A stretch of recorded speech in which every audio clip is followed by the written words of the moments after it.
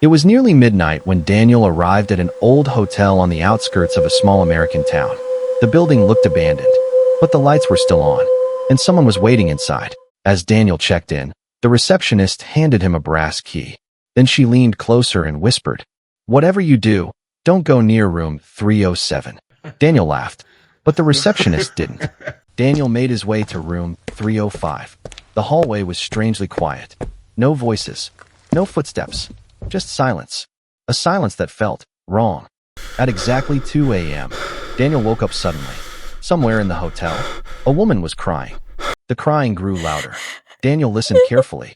It was coming from room 307. As he stepped closer, he heard a voice behind the door. Can you help me too?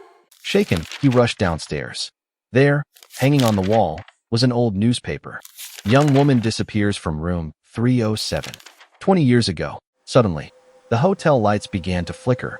Daniel slowly looked up, and standing at the end of the hallway was a woman in a white dress. Without speaking a single word, she pointed directly toward room 307. Then, she vanished. Terrified, Daniel ran upstairs. The hallway was empty, but something had changed.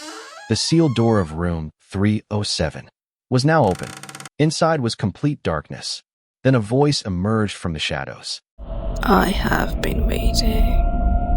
The next morning they returned, but when they reached the hallway, room 307 was gone, as if it had never existed.